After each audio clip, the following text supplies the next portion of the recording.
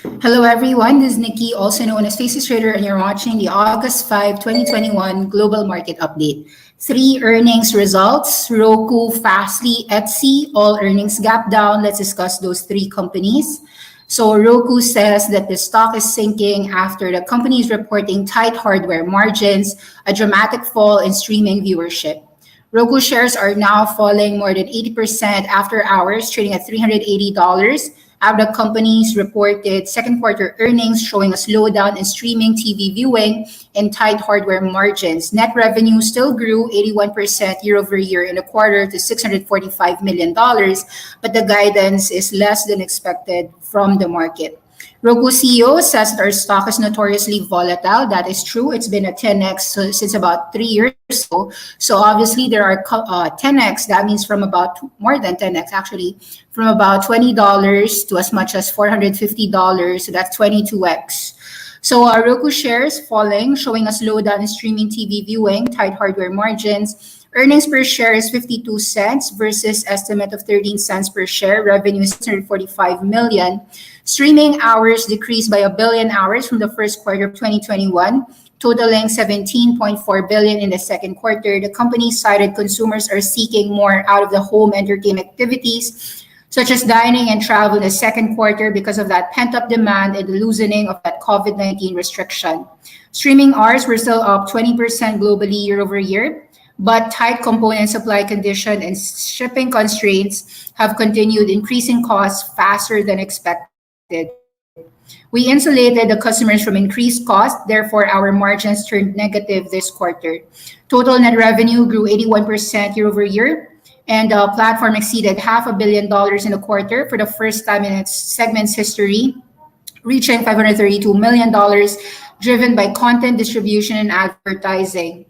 Their advertising upfronts committed parts of their annual budget to TV advertising, and it says that it earned double the dollar commitment compared to last year. 42% of all advertisers didn't participate, who committed to Roku during upfronts did not participate last year, or therefore new clients. Roku's numbers didn't actually feel so bad. It's just a matter of valuation. Let's go further on their annual shareholders report. Let's just go to their Roku website.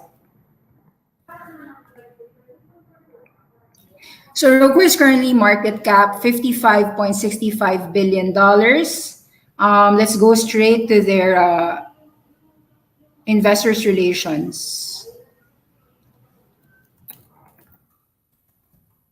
Let's go further for some numbers.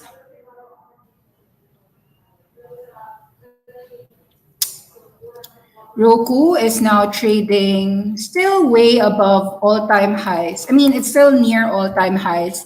You could see that Roku managed to have a double top here at $480. Tonight, it's falling 10% after hours. So 380 to about 380. The next support is about here at about 340 and 280. So we're looking to buy this on the dips, but because of the reopening challenges, you will see that this will have a trading range, perhaps for the next 2021 till 2022. We might see a whole range. It could even go as low as $250 next coming months. So I'd suggest wait it out next 3 months, wait until November and see where the support is. That's from that's just from the chart itself. Okay, let's just go further throughout and read this letter for the shareholders.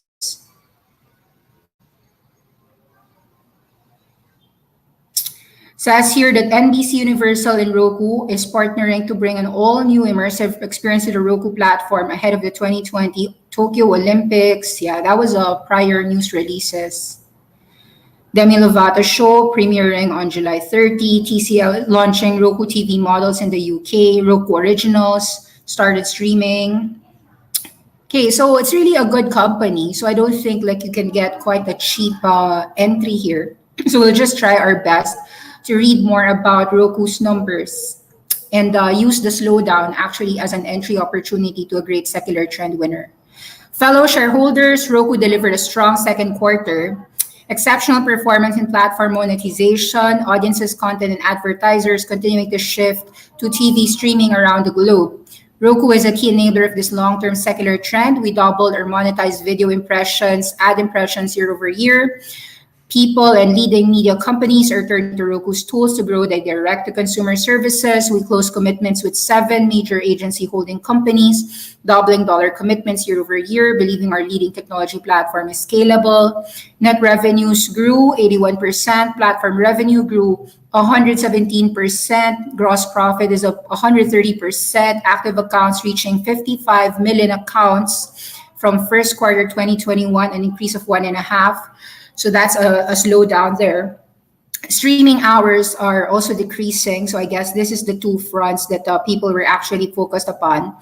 Nonetheless, average revenue per user still grew around 46% year over year to $36.46. That's actually huge. So can see here that the ARPU has continuously grown.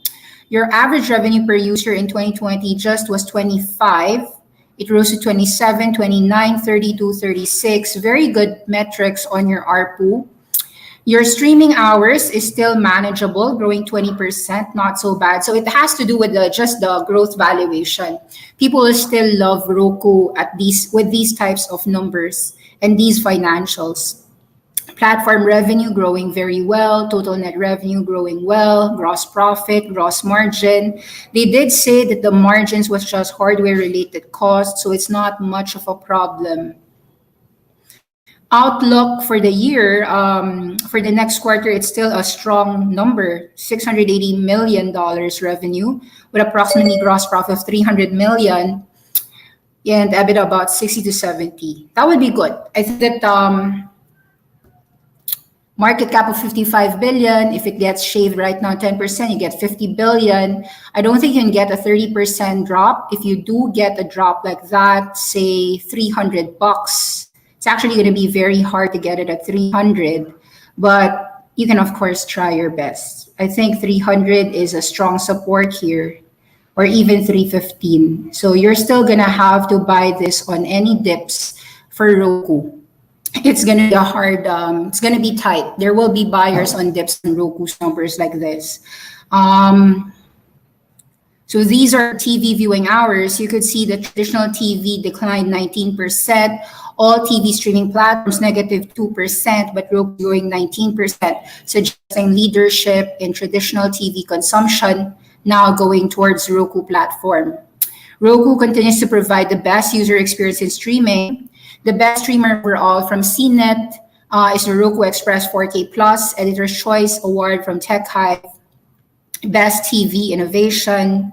The Roku OS, the operating system purpose-built for TV, is driving user engagement and monetizing activities on the platform over time.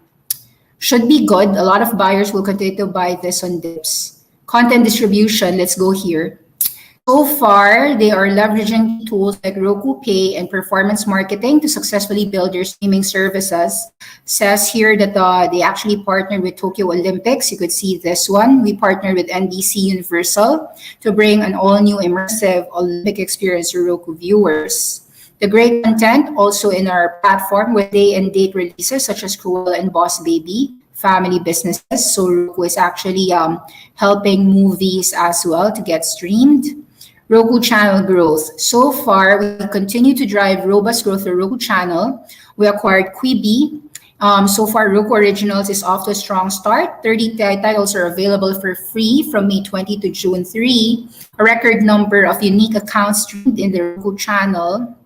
More than 1 in 3 users streamed a Roku Original. So advertisers, content, audience. The Roku channel flywheel is continuing to expand and pursue a diverse, cost-effective content strategy. Yeah. Actually, good job for their numbers. Ad business strength. Advertisers continue to follow audiences, moving budgets into TV streaming. Roku's monetized video ad impressions more than doubled year over year. First-party customer relationship data, innovation, and ad technology help drive this growth. We are pleased with the progress increasing the number of small and medium-sized businesses on our platform, as the number of advertisers outside the ad age 200 grew over 50% year over year. Good job there. TV streaming spend is spending nearly triple year over year. Um, Consumers who saw a Smart Wool ad were 72% more likely to visit the Smart Wool website. So all the advertisers are happy in their OneView ad platform. Ad business is well positioned. Our success at this year's upfronts and our ongoing ad innovation is continuous. Yeah, when you're actually watching TV, normal to see channels. It's normal to see advertisement. So not so bad. Conclusion, we are pleased with the strong performance and excited about the road ahead. Clear value we offer partners is the D2C streaming business. Yeah, I don't see a huge problem in this Roku. The market overreacted on the Roku numbers. We might not even be able to get a very low price here.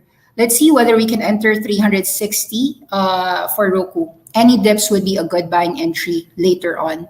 So at $360, how about that? That would be roughly about 50 billion market cap. You are probably paying something like 25 times price to sales or 20 times price to sales, depending on the growth next year on the revenues. Still won't be bad. Continuous growth on ad streaming. This will be a powerful addition to anyone who does not have Roku in their portfolio. Should be a good one to enter later on. Now, Etsy is falling massively after hours. Let's go to the Etsy earnings as well. Etsy earnings report. Etsy stock is tumbling despite a solid earnings report. Let's read this together. Etsy's numbers are revenue, $530 million versus 525 million expectation and 428 million year on year. So that's a growth there. Earnings per share is 68 cents versus 64 cents expectation. Still good. Investors, however, are bracing for a deceleration in the e-commerce company business as more shopping is happening and resuming in person. Shares of Etsy slid nearly 8% on the heels of a sharply disappointing quarterly report from online shopping behemoth Amazon. Yeah, so likewise, Etsy is also signaling an expectation for a slowdown as pandemic-era online shopping and boost from government stimulus checks began to wane. Etsy is seeing a slowdown of guidance for third quarter between 500 to 525. Also, they're declining to give full year guidance as e-commerce is suggested by analysts to set to be continuous. Top line growth compared to 2019 has demonstrated this trend. However, the revenue is just up 23% over last year. Etsy's second quarter 2021 performance is remarkable when viewed in how dramatically the world changed during a year ago. However, it is still gratifying to Etsy CEO Josh Silverman that their gross merchandise sales are up 13 and 23% respectively. Second quarter gross merchandise sales in the marketplace increased 31%. So this has to do with the e-commerce generally. So what happened with Etsy is quite similar to what happened at Amazon, and it's likely going to happen for your Melly. Although Melly, I think, had great numbers. So what we're seeing is that Melly and Shopify had good numbers, but none of the market reaction was actually in the positive side. So those who are actually very heavy in e-commerce names should actually be very careful because the market is already digesting a decline or a weakness in the guidance for the next 3 to 5 quarters as the market is quite possibly resuming offline shopping. We are seeing Mercado Libre double top here at about 1,650. Although Shopify did very well, we're seeing the inability or just consolidating here about 1,555 despite super strong growth. And you are seeing as well Amazon falling 7% on their numbers after the release. So I'd say that in general, e-commerce names are getting that difficulty. So resistances here. 240, 230 here for Etsy, continues to be falling here, lower highs, and then later on it's down, I think, 15%. I wouldn't be actually surprised if it goes down to as low as 160. But this one is more of a tough buy. I think Etsy is gonna have to prove next few quarters on how they can actually grow as a company. That you have to understand that these e-commerce names are pricey. Etsy already tripled since 2020's COVID pandemic. Actually, this one went 7x from $30 to 210. So a drop to about 150 is quite just a reaction on a slowdown, not necessarily a bearishness on e-commerce in itself. So between Roku and Etsy, I'd still go for Roku at a 20% level lower if I could. Now, last but not the least, the disastrous numbers of Fastly. Let's go read Fastly's earnings, down 20% overnight. I saw the account on Twitter talking about the fact that they lost a major client, which is Amazon. Let's go. Fastly earnings plummeting yet again after a major outage dragged down their quarter two revenues. So the stock is plummeting 20%, now trading $35, I think significantly 80% below its highs. Let's go to the investor relations here. Let's take a look how bad is bad. Fastly stock is plummeting.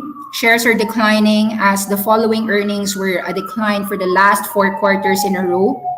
It has fallen 15% 3 times, more than 15% every time on earnings, as the outage is affecting the full year outlook for profit and sales. The June outage impacted our Q2 results. We have a couple of customers, one of them being a top 10 customer, people are saying that is Amazon, that have yet to return their traffic to the platform. We also had several customer delays, launch of certain projects, which delayed the timing of traffic coming into our platform. Bixby explained there was a software bug that caused the outage. Found within a minute of the outage, 95% of customers were back online in less than an hour, but the negative effects, however, have lasted much longer. We saw traffic volumes decrease, issued credits to customers following the incident, and given this usage-based nature of our business model, this resulted in an impact to our quarter two results, which is actually just a 15% revenue growth compared to how growth stocks are measured. Most growth stocks in the region are growing 100%. So growing 15% is definitely a downer. Okay, near to medium term, as we work with our customers to bring their traffic to normal levels, the company has already disappointed 4 quarters in a row. And their forecast right now is a full year loss of 57 cents after predicting a loss of 35 cents, which means that they're going to incur more losses. Their annual revenue is now going to be lower as well to about 350 million or 340 million instead of an earlier projection of 380 to 390. Losses have ballooned to $58 million on sales of 85 million.